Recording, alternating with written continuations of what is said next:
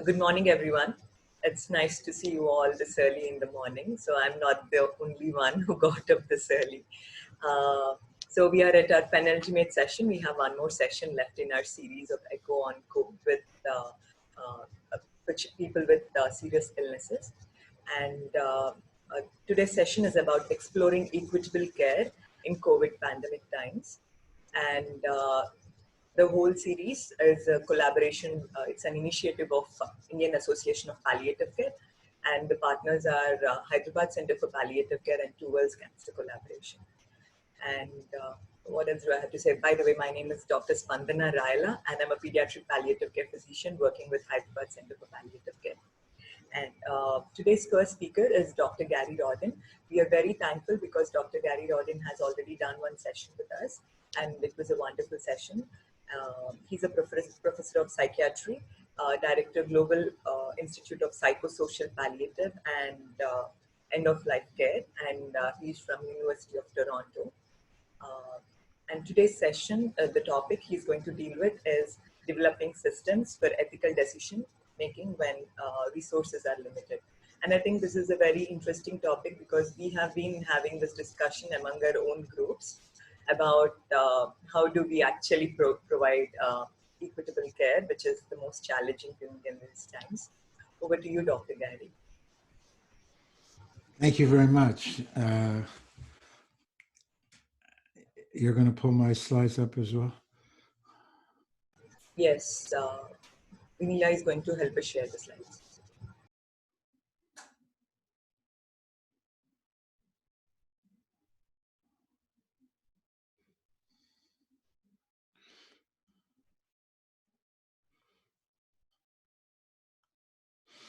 Okay, well, I'm very glad to be here and to have this chance to speak with you and hear from you about your experiences.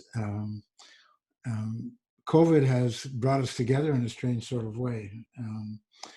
And I think one of the interesting things about it, maybe one of the silver linings, is that there's been a lot of attention to the difficulties that patients experience and also the difficulties that healthcare providers experience.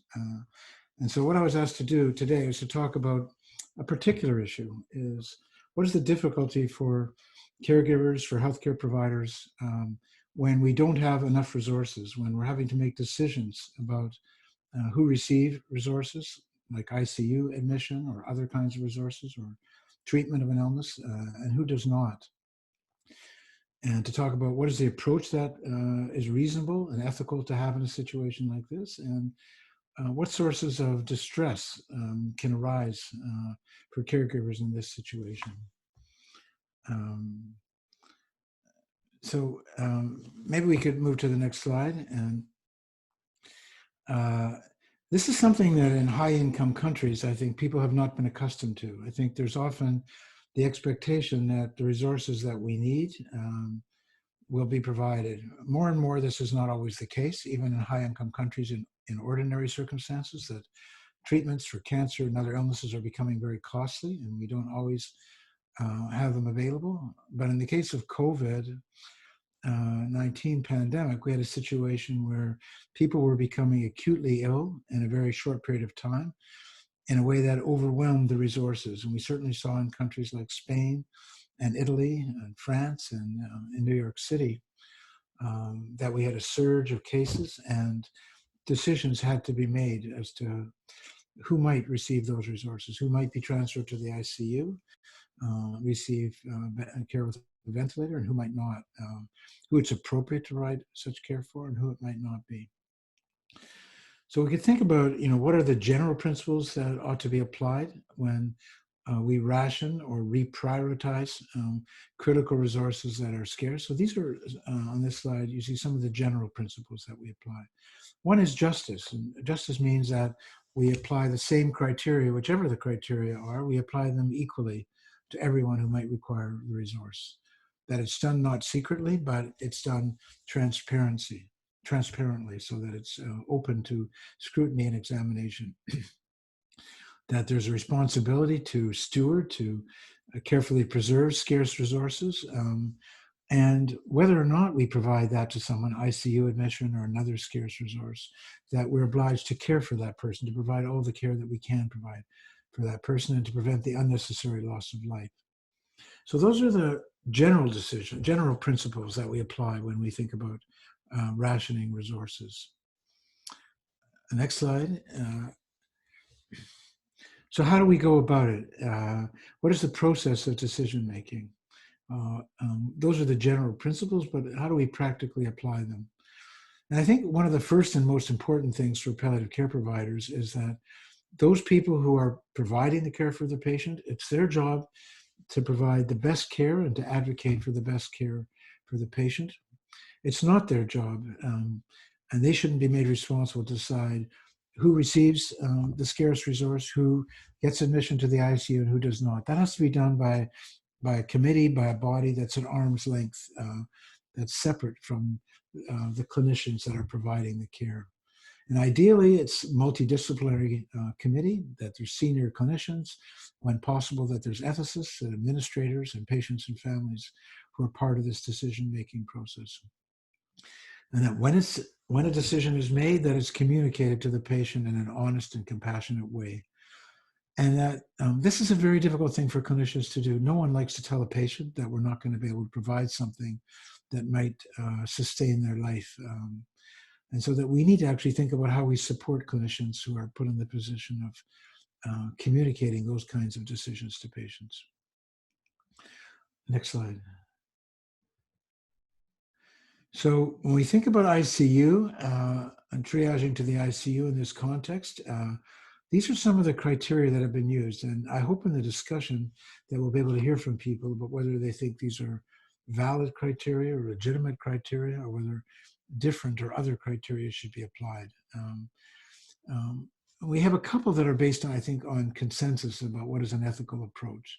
And it is considered ethical to make a decision based on who is most likely to benefit. And there's a variety of ways. There's scores that determine the overall frailty of the patient, the number of organs that have failed, what is the predicted survival, so that it's considered ethical to say that we will transfer to an ICU those people who are most likely to benefit, and not transfer people who are less likely or not likely to benefit.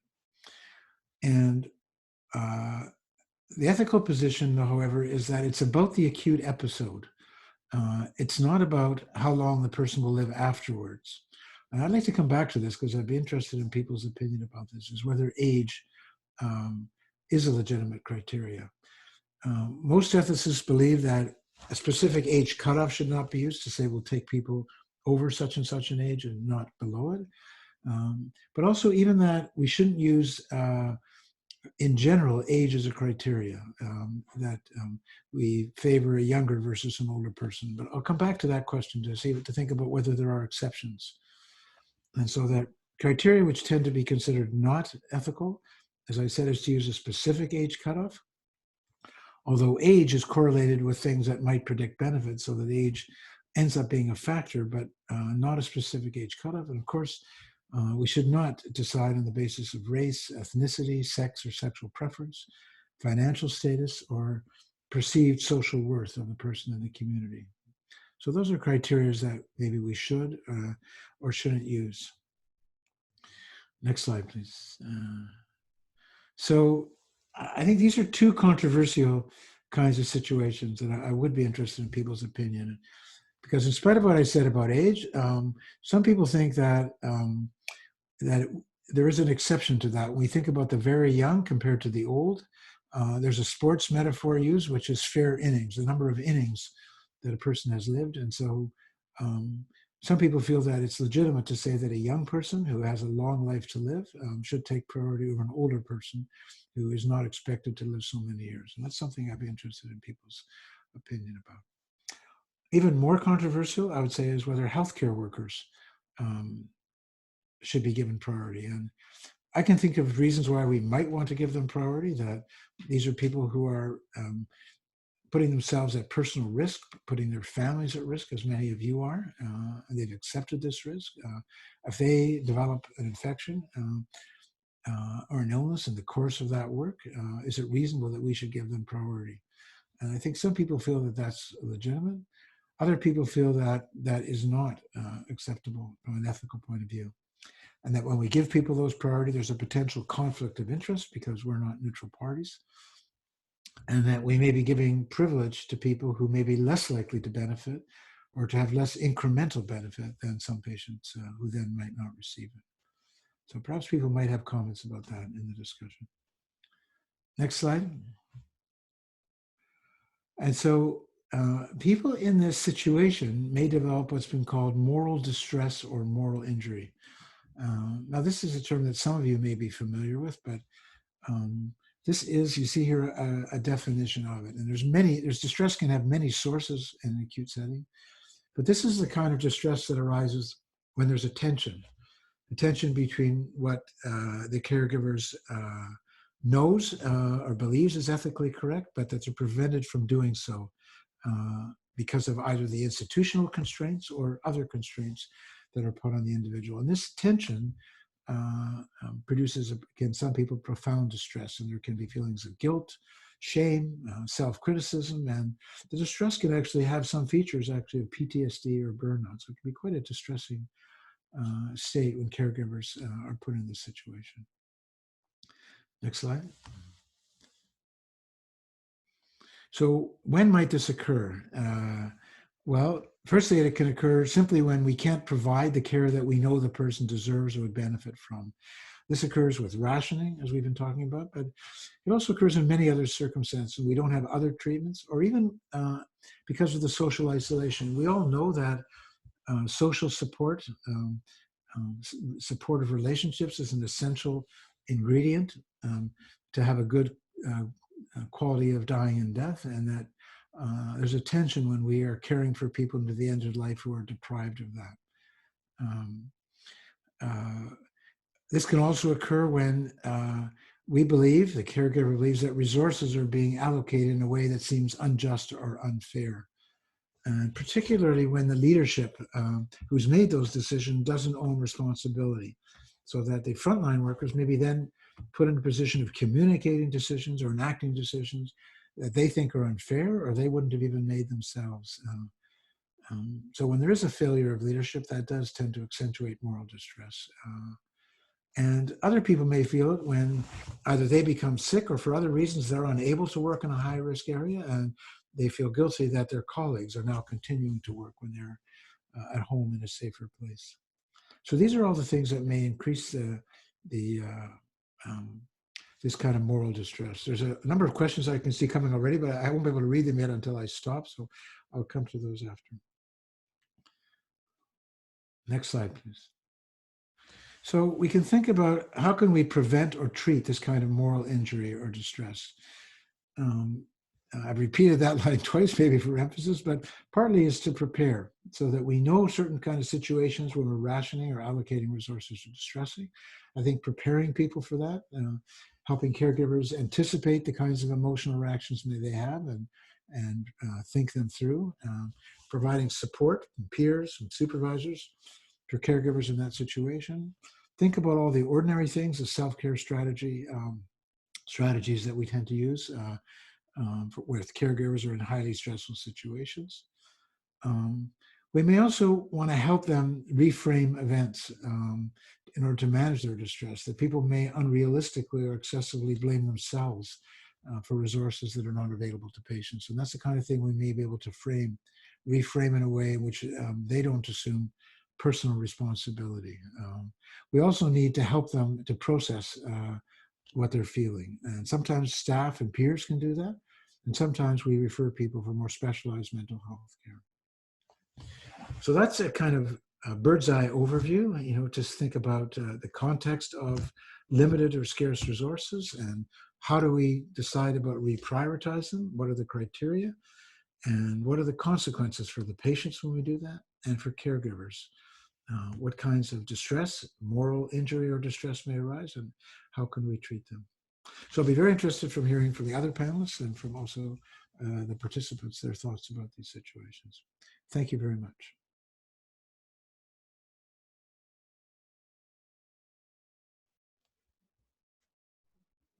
Thank you, Dr. Gary. I think the talk resonates with what most of us are going through, even though we are not just seeing a lot of COVID cases. This applies even when we are doing it, working in our usual settings too, right? So thank you very much for throwing light upon it. There are a few questions in the chat. Uh, so, uh, Dr. Sushma, do you have a Uh, comment? Yeah, please go ahead. yes, yes. Thank you very for a very wonderful talk. Uh, I am Dr. Sushma, looking after the COVID center of AIMS New Delhi. Uh, till now, we have received almost 1,500 cases. 20 patients were on ventilator. Almost 100 were on oxygen, and there was no scarcity of ventilators here. Uh, and if I see throughout India, I went to the ministry and they have purchased so many ventilators that ventilator is not going to be a problem in India. I believe the problem will be that the person who is going on ventilator, they hardly survive. So do you think that our thought process should also go in that direction, that if patient is not going to survive, why are we putting him on ventilator, doing suction every day, doing prone position every day, and risking the healthcare workers unnecessarily? That is one question. And second question, that these are they have so many ventilators, and they are planning to send it to district and village level. But we know that district and village level working with these ventilators will not be possible because they have not been trained.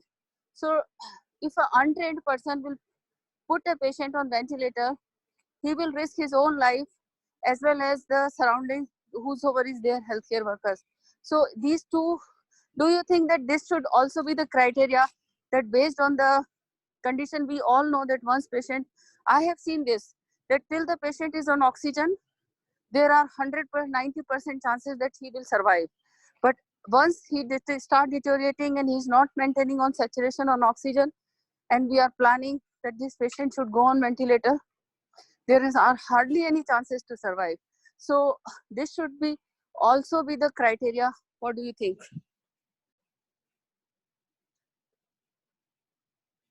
Dr. Gary, you're muted. Anyway, if no problem, but this is also one of my comment, that I think we have to keep this also, that based on the condition of the patient, plus based on the training of the healthcare workers, we should take the risk of keeping these patients on ventilator. It's not always the whether number of ventilators are available or resources are available.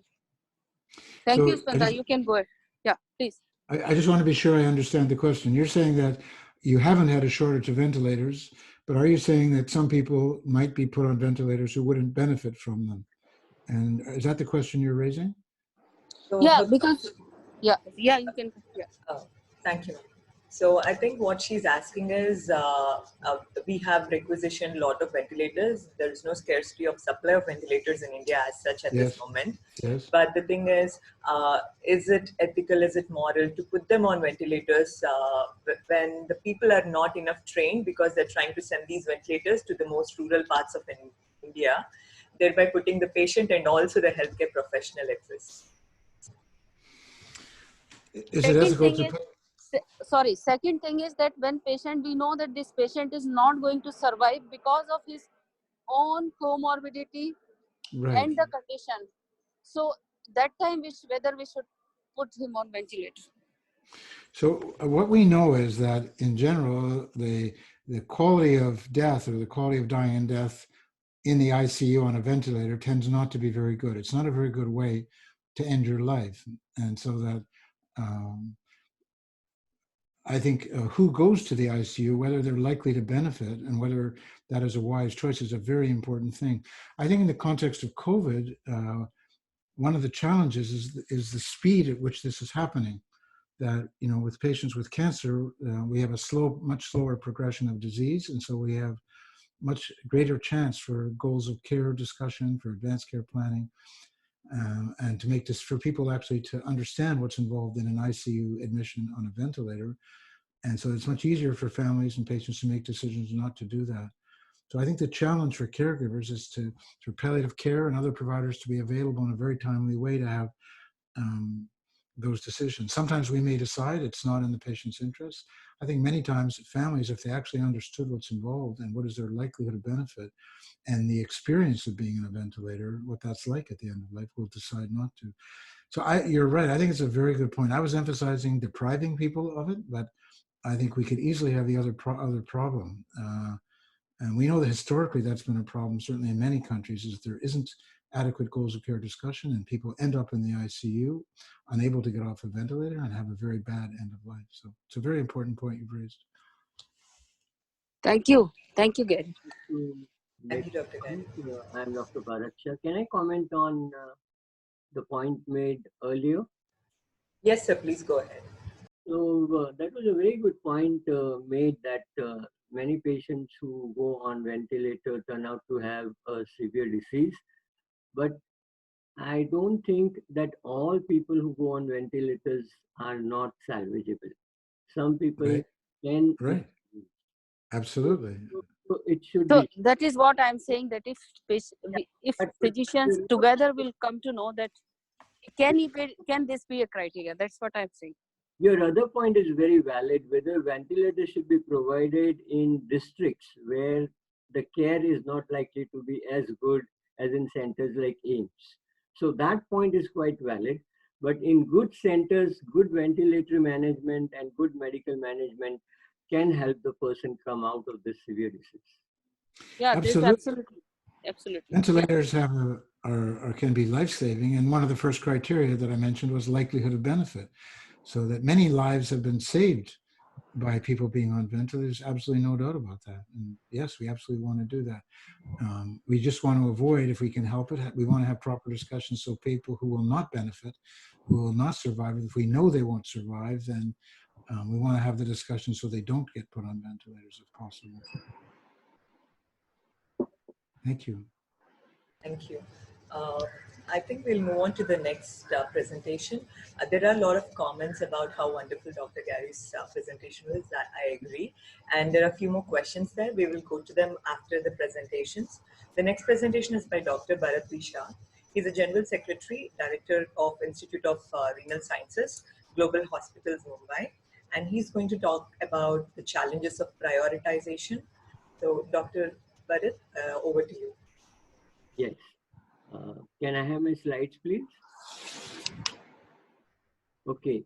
Now, this is a very mysterious disease, and I feel that a lot of panic and scare has been created, which is partly true because it has now become a global pandemic.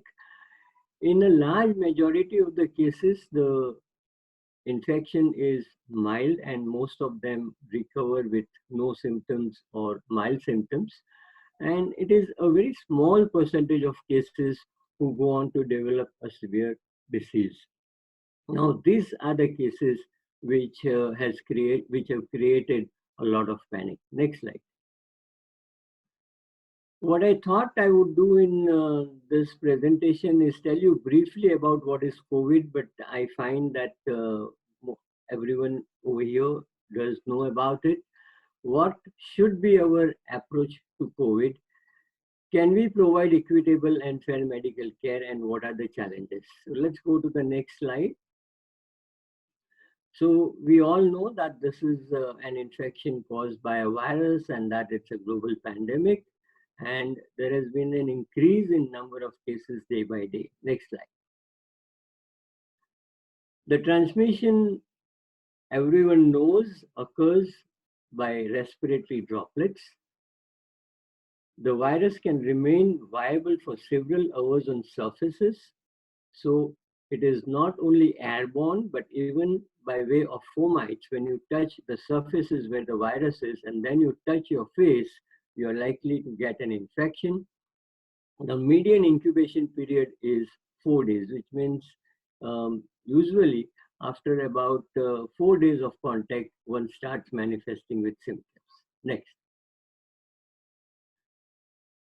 Who is at high risk? Those who are in contact of people who are infected, those who touch the fomites, and when someone is infected, it is the older adults with comorbidities who tend to develop severe disease, but we now find that many young people also develop severe disease, and this may be related to the degree of viral load which makes entry into the body. Next. I'm sure everyone by now knows about the symptoms with which patients with COVID infection present. So we can go to the next slide. What is the natural course of COVID infection? It must be understood that COVID infection is not the same as COVID disease. COVID infection means the virus has entered your body, while COVID disease means the virus has damaged your organs. About 85% of the patients have COVID infection, who have COVID infection, they do not develop disease, and by and large they recover without major problem. About 10% develop mild to moderate disease manifesting as fever, sore throat, cough, and it's only about 5% who develop severe disease manifesting with breathlessness. And some people even have presented with acute stroke and heart attack because of the thrombotic hyperthrombogenesis, which can be caused by this viral infection. Next. There is no specific treatment for COVID as of now. There is no vaccine as of now. Some antiviral drugs have been tried, but the treatment for this condition is by and large supportive. Next. So what should be our approach to COVID pandemic? Knowing that there is no treatment, we should take preventive measures. And therefore, these measures of maintaining distance, wearing mask, frequently cleaning hands, taking shower after coming back home, and not infecting the family members is the most important measure to follow. And if we can do this, then we can prevent the infection. And even if one develops an infection, the viral load making entry into the body is likely to be low, and his immune system may be able to fight it back. If one is detected positive and mildly symptomatic, currently what is happening is many of these cases are being quarantined and made to go to quarantine centers. These cases actually do not need admissions. Most of them can be managed at home if they have a room for themselves. Unfortunately, because of the panic, what has been happening is that positive cases are being admitted in the hospital, and they are just occupying hospital beds, which can be used for patients who need more of hospital care. If one has moderate to severe symptoms, admission to the hospital is warranted, and by proper care, one may be able to prevent it from progressing to severe disease.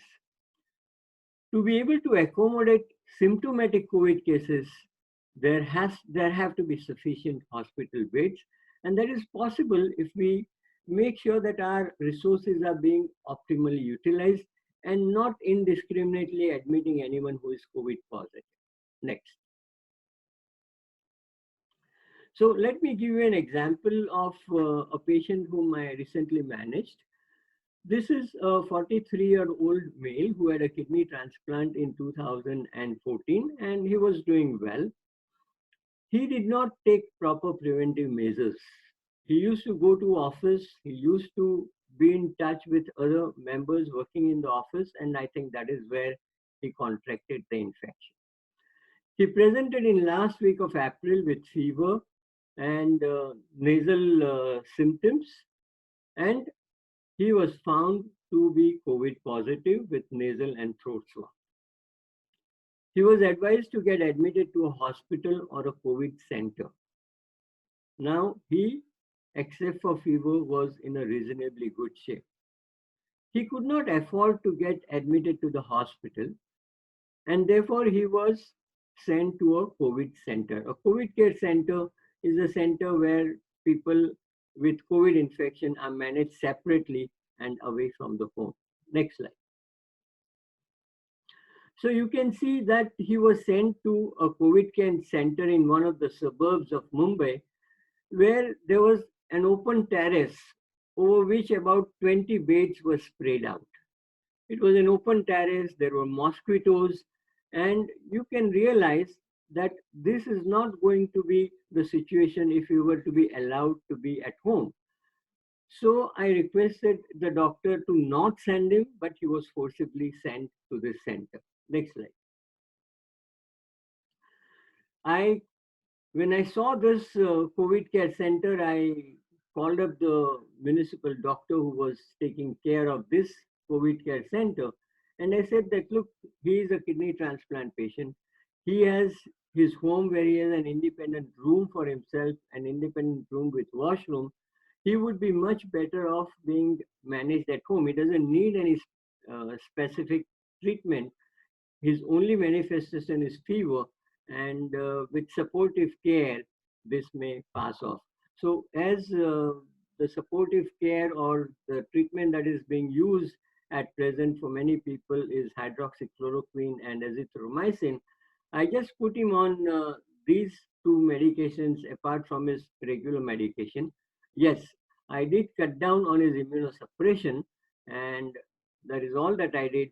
And I asked him to keep informing me about his temperature. He was a diabetic, his temperature and blood sugar, and I made sure that he keeps sending me his information at regular intervals. Next. The municipal doctor was very nice, and the doctor realized that yes, he would be better off at home.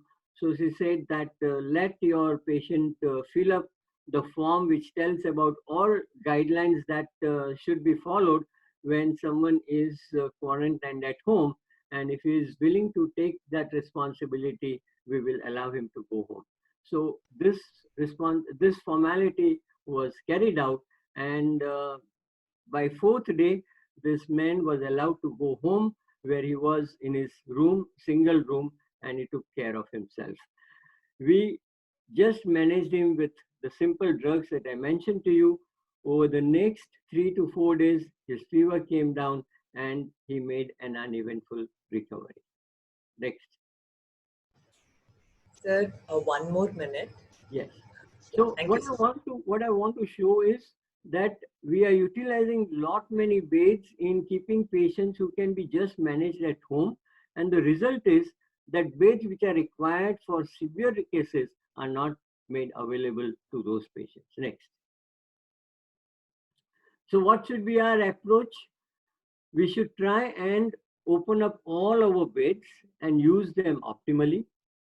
We should try and protect all our healthcare workers. The healthcare workers should treat every patient as if he is a case of COVID. They should be provided with personal protective equipment, and transport should be available for healthcare workers. Many healthcare workers are not able to come to hospital because of lack of transport. Next. Next. How do we provide equitable care? Now, this is a problem. I don't think COVID, this is something different from the problem that we face in our country. Equitable care is a big challenge. The condition in public hospitals are far from adequate, and as beds are filled with patients who are asymptomatic or mildly symptomatic, many patients fail to get treatment. Next. How sure we make it fair? Yes, we make sure that we provide for proper preventive guidance so that not many patients need to come to hospital, and try and provide the best possible care in the hospital and optimally utilize all the beds. Well, I'll stop at this in the interest of time, and I'll take the questions. Thank you, sir. Let me go to the last slide, my summary.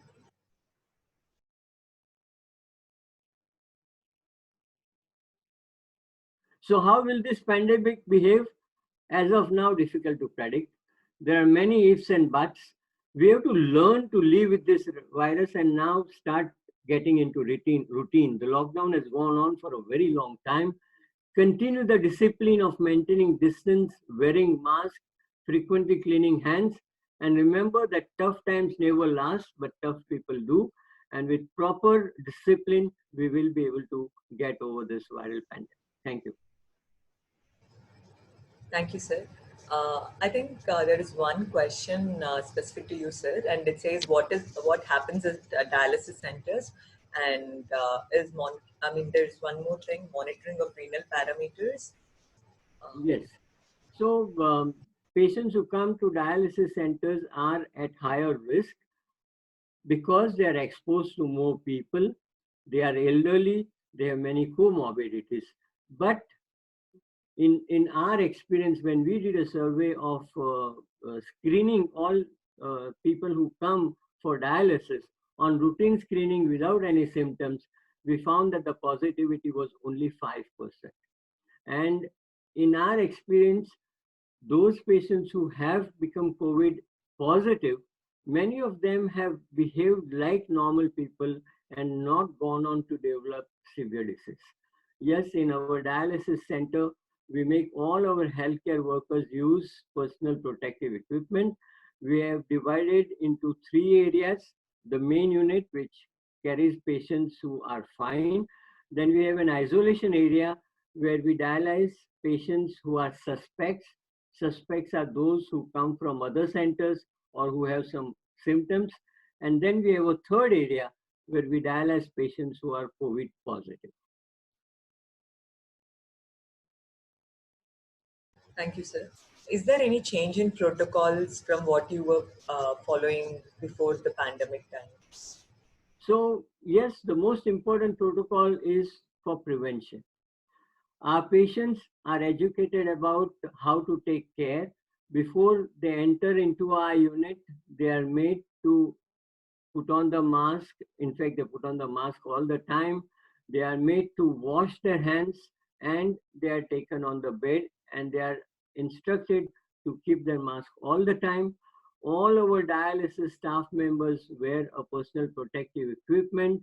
After the completion of dialysis, the beds, the machines, and everything is completely clean, and before any new patient is taken. So preventive measures are very, very strictly followed.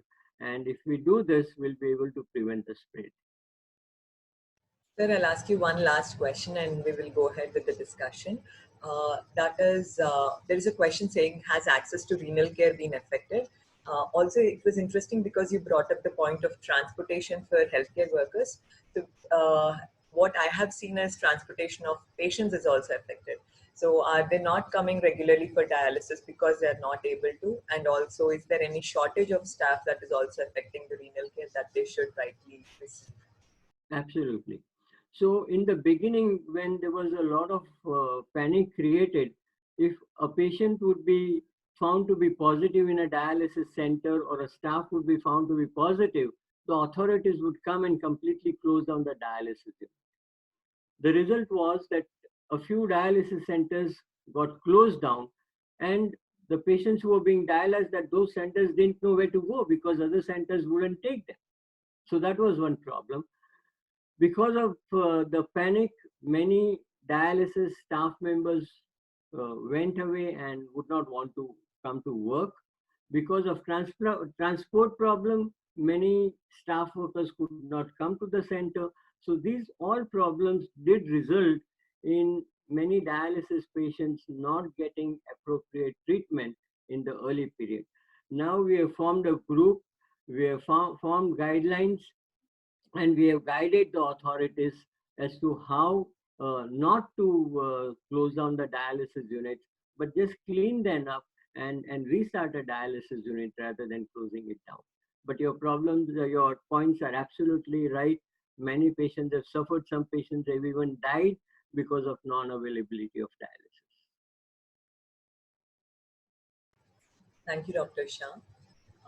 Any other questions? Keep posting the questions on the chat, or if you want to ask directly, we would be more than happy to facilitate that. Just taking the discussion forward, we have Ms. Smriti Rana with us. She's the Director of Programs of Pallium India Trust, and we would also like to hear about your experiences with the pandemic times and the challenges that you have been facing. Thank you, Spandana, and Thank you, Dr. Shah and Dr. Gary, for those presentations. Um, my section is going to be more of a narrative format, as requested. So um, I think a lot of what has been covered in previous sessions in detail, I won't really go over. But coming at it from the perspective of what we've been experiencing, and I'm sure there's a lot of overlap and a lot of common ground with what other people have also experienced. Um, I think I'll just start off by saying that, one of the things that is really being tested at this point is the resilience of the healthcare system. And resilience is really our ability to adapt to stress in ways that are healthy. But when the stressful situation is protracted and prolonged, it does really take a toll. So in a sense that this crisis is really sort of testing the boundaries of resilience in many ways. And in one of the previous sessions, Dr. Suresh talked about the fact that while Kerala is doing well, we are also sort of bracing for impact in a sense with all the repatriated, with all the people who are being repatriated coming back, and even with the weather changing and things like that. And I think what is important to acknowledge is this constant anxiety that is there, because there is uncertainty. Everything changes from day to day, and there is a need to pivot on a regular basis and adapt to even the advisories that come out. And this kind of hyper arousal is is something that does take a mental and a physical toll on an individual level as well as at an organizational level. So our capacity for sustainable caregiving is definitely impacted. And I can tell you from our point of view that we've had to reorganize all our services in a sense, recalibrate our ability to provide equitable care. And since we're talking about equity, to also recognize that equitable care extends to our patients and their families, but also to our team members. And that has been something that has been pretty central to the decisions that are being taken on a regular basis. Um, so some of the things that I suppose I could talk about is the fact that there is a certain degree of trauma that is experienced, even if you're not on the front lines. I mean, I'm not even going to compare it to the people who are actually in the trenches, in the ICUs, and and dealing with this issue at a much more intense level, like Dr. Sushma and all might be doing. So many of you might be doing in your work. But there is also the trauma that is experienced because of all the other stressors that people are going through. Um, and Dr. Sushma had talked about loneliness as something that needs to be addressed. And yes, amongst our patients and caregivers, but also there is a certain loneliness that emerges from being a stoic healthcare worker. And, the expectation of a healthcare worker to call on their reserves, to have clear decision-making capacity, to show up to work, and to put on that brave face, which at the end of the day, I think puts an added burden on the fact that vulnerability is not something that is seen as a source of courage and strength, although it is, but it's very difficult to let that mask down. And in that sort of a scenario, how do we support one another is very important, because within the community, I think it would be quite well understood as opposed to in any other context.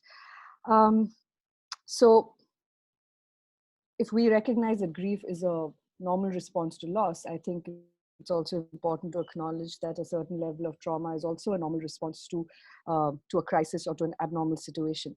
And uh, we we are experiencing things in ways that we haven't before. And for example, we had a patient who came to be in our facility before the lockdown, and she was this 35-year-old woman. She had breast cancer and lymphedema, and she had come across with her husband. She was from a town just across the border in Tamil Nadu, And initially it was, she was quite confident that she would feel better and she would go back. She ended up being with us for over a month, and then her condition deteriorated quite rapidly, and she had two young children across the border. Um, and even through her, she was delirious at times and things like that. And through all of it, she would only call for her kids. And we did consider bringing the children across, but there were a few complications with that. The father was extremely burnt out. He hadn't slept in months. And eventually it was decided that, we would do what we could to get her across so that she could at least be with them. Um, a lot of effort went into securing the passes and everything. But on the day, literally within the hour that the clearances came through, she passed away. And that, while that is, I mean, we see death and dying in our unit quite frequently, but something about this patient's death really affected the team very badly, because the lockdown, which was a consequence of the pandemic, was one of the main reasons she wasn't allowed to be with her children when she died. So uh, there is something to be said about the phenomenon of watching individuals die in a setting that um, is a result of a crisis, which in other circumstances wouldn't have happened. So in situations like that, what could we do is, uh, we had a debrief with every single person on the team who had attended to this patient in the course of her admission with us. The team had gotten very familiar with her and her husband, so the grief that was felt in the team was extremely high. It needed to be addressed, and in fact, there was one social worker and one young nurse, and this had been their first experience of death in the inpatient unit. And because of the circumstances under which it happened, there was a strong sense of injustice at the fact that she couldn't see her children and all of that. So that debrief actually happened soon after, but then debriefing individually with each of these team members happened again over a course of over the week. And I think it took a while before all of us were able um, to attune ourselves to the fact that these kind of things will also happen. And I suppose this is a sort of secondary level of trauma that is experienced, like just the vicarious suffering of the patient that is sort of internalized by the team. And addressing it is very, very important. Um, we also had situations where I think some of you have read the article that was written by Dr. Raj. In fact, I was asked to flag it about the nurse who had conflict at home. And while that particular piece of writing was fictionalized, I'm quite certain that that is not an uncommon scenario in a lot of homes, especially when there are elderly parents at home, or there are young children at home, or now a husband who has lost a job and is at home while the wife is going out and putting herself in high risk situations, so to speak.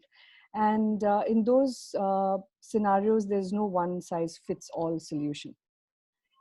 And it's important to sit down and elicit the exact stressors for that person, try and build a support system. It may not be appropriate to have that support system come from within the organization, but certainly to connect them to resources that would be helpful. In some of our one of the measures we took is that in in the case of nurses and clinical team members who are in maximum contact with patients, and now that we have a whole bunch of people coming back from outside Kerala, there is the ethical dilemma of what if there is somebody in quarantine in a home where one of our patients resides. We're trying to get clarity on those kind of things, but what about the safety of the team also at a time like that? So to that end, we've also convened an ethics committee, which is outside of our regular ethics committee that reviews research. And this ethics committee is made up of a public health specialist, an infectious diseases specialist, and an ex bureaucrat who's been very highly regarded and has been part of many important policies and decisions in the state. And at times when we find ourselves in a particularly difficult situation, we do refer it to this committee and get their opinion, because sometimes zooming out of the problem immediately and looking at it from a wider lens becomes very important. Um, but also in the case of healthcare workers or our clinical team members who are going into areas that might be more high risk, we have incentivized the work in terms of uh, uh, an increase of 50% of pay, because we do recognize that they are doing it at a cost to themselves, and it's probably also causing some conflict within the family. Not that incentivizing is going to make that go away, but it might at least ease some of the concerns that emerge from the house. And on an individual level, I think it's also important that the leadership of any organization engenders trust amongst the team. So uh, why certain decisions are being made, there has to be a democratic process to it. The decisions and the rationale behind those decisions are shared. And I think that goes a long way in sort of a cohesion in the team developing and people feeling like they're being heard. So we have daily briefings in the morning, which are more practical in nature. But we also have regular debriefs now. And while this should be a practice even in peace times, I think it takes on much higher relevance now. And that is something that as a practice we're bringing into our work on a regular basis. Um, and I think it's important to mention that, we as palliative care providers quite clearly see the benefit of overlaying palliative care practices in almost all disciplines of healthcare, be it in terms of symptom control. And our colleagues in Pali-COVID have come up with a fantastic resource on that topic.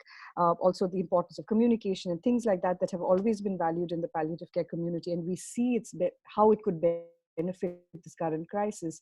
And the fact that it is deprioritized and focus is not given to it can also be, I think, a source of frustration, because how much good it can do, but it's not sort of being looked at in that sense.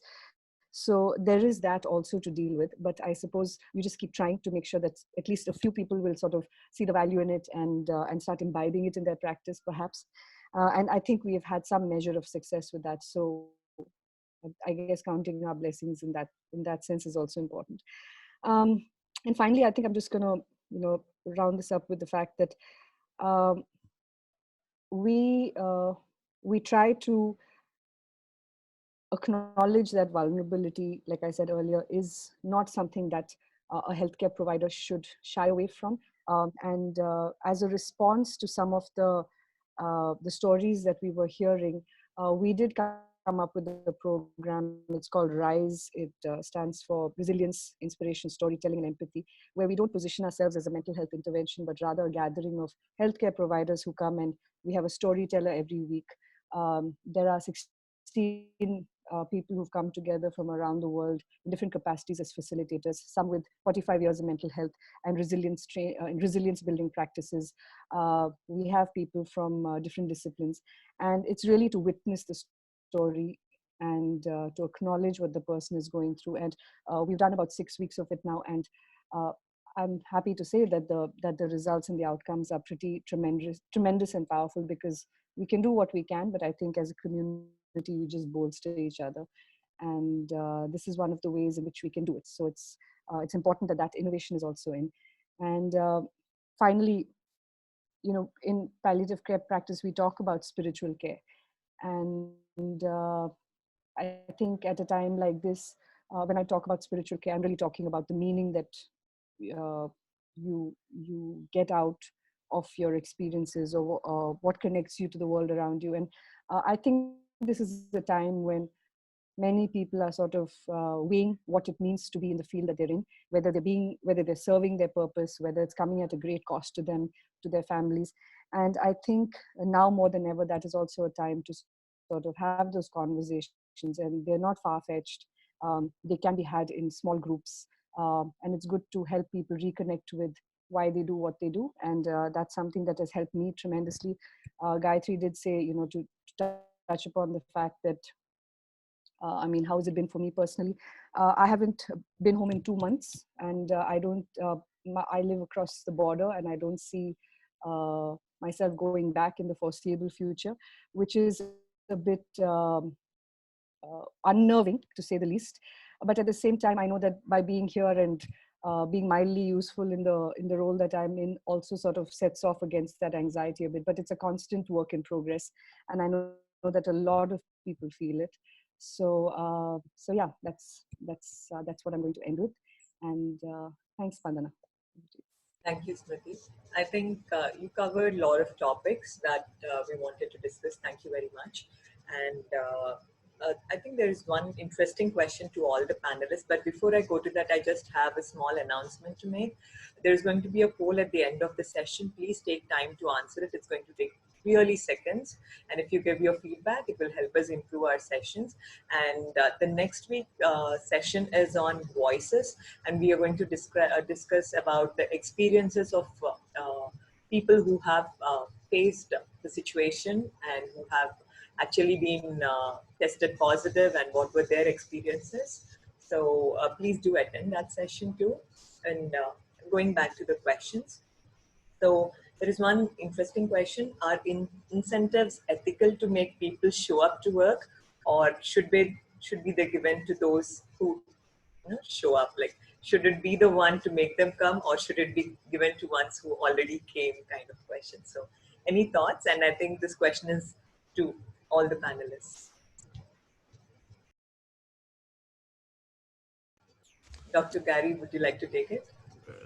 It's a complicated question. We've certainly seen in Toronto, there's been many difficulties around this kind of issue. The large majority of healthcare providers are highly dedicated people and are putting themselves at risk in coming to work.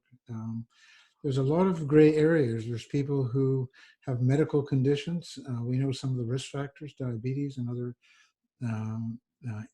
conditions in which there's immunosuppression. Many of those people do not feel safe, and it becomes a human resource problem as to whether these people are allowed to come to work, or are allowed not to come to work, or allowed to take a leave without absence, or what will happen to their position in the hospital. And there's, I think, huge ethical dilemmas which they've been trying to work through. And many people are torn. This is maybe a kind of moral distress, is that on one hand, they're afraid to be at work because of the risk. On the other hand, they feel very guilty about not being away. So, I mean, one of the themes that's come through in one of the questions was about transparency. I think we need to have fair and transparent policies around these things, which will vary from institution to institution, but it is a very big difficulty, actually. In terms of incentives, I would also say that it's not just monetary incentives, it's the fact of like transport allowance, balancing out leave, certain other human resource considerations, paid leave at a time like this. So there are various forms of it. It's not about just incentivizing or saying, okay, if you come to work, then I'm going to give you an incentive. I mean, if that's how it came across, that's not how I meant it. But it is to acknowledge the fact that in some cases, especially, it does make a difference to the person who's coming and to their families as well. So yeah, so it's from that perspective that I was coming at it. We also found the sense of fairness was very important, and it really came up early around, not about big things like ICU admissions, it came up around personal protective equipment. And I think sometimes some of the staff were involved in maintaining the hospital, or some of the nurses felt that they weren't always protected in the same way that some of the physicians or some of the leaders were. I think there was a lot of tension around that kind of issue early on about was there equity and fairness in terms of personal protective equipment. And there was a lot of confusing, I don't know if this is true in India, but there was a lot of contradictory communication about what was appropriate or adequate or acceptable personal protective equipment. So it caused a lot of distress and confusion. And that's something that I think people had to address, that the institutions have had to address, this sense of fairness and equity. Yeah, and I think there is also, I wouldn't say the group, but there are few doctors or nurses who are actually healthy, but they're scared that they might get exposed and give it to the family members at home, and then they don't turn up, and the burden falls on the rest of the people, and that itself could cause moral distress, is what we have experienced.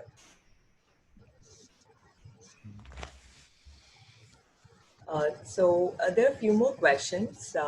So how do patients react to discussion of withholding support? So this is one question that was there in the chat. I know it's a very deep question. So if we say that we are not going to provide the support for you because of XYZ reasons, so what is the usual reaction?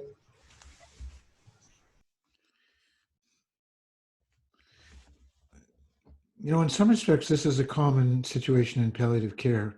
If we think about it more generally, that people are often having to make decisions. Physicians and healthcare providers are often having to make decisions about whether to offer further treatment. I'm working in a cancer hospital, and we see this all the time. Some people and patients and families are insistent on having the most aggressive treatment possible at all times. But most of the time, if there's time for adequate conversation about these things, most patients, I think, are accepting of what's in their best interest or even what's available. I do think in the context of COVID, though, especially in countries where there was so much, it happened so rapidly, there wasn't time for those conversations. And I think there was a lot of distress about abandoning the caregivers. We were in contact with our colleagues in Italy, and there's huge distress in those centers. Families would bring the patient to the emergency department, and that would be the last time they saw the patient before the patient died. So those conversations involving families simply didn't take place. So I think in those cases, there was enormous distress. I think we will take one more question, and then Dr. Sushma has a comment. We'll go to that. The question is, should consent be taken before putting on a ventilator, the patient on a ventilator? So I think they also mean, do we discuss about the outcomes, and do we actually take a signature from the patient and all those things? Any thoughts on that? Yeah, I think if I can answer that, I think it's a good idea to take consent and make the family understand about the severity of the problem.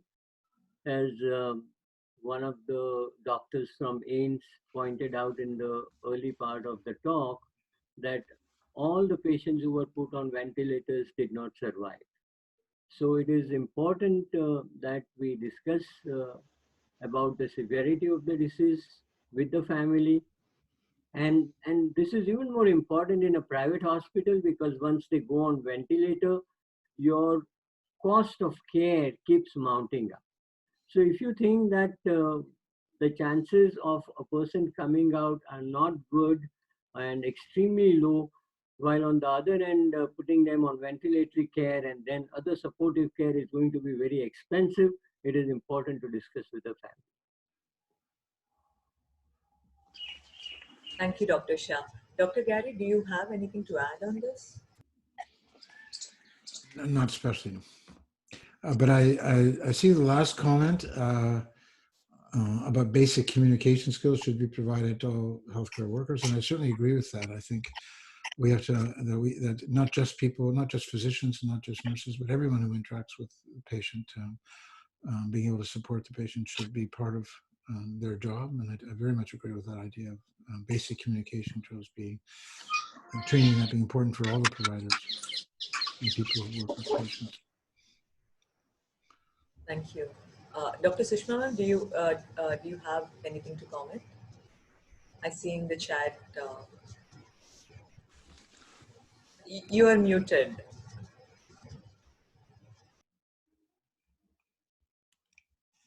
Yeah, so I want to say two things. That first thing, which I think it's not that in AIMS whosoever has gone on ventilator, they have not survived. Most of the patient, I said 90% patient, they have not survived. One thing this.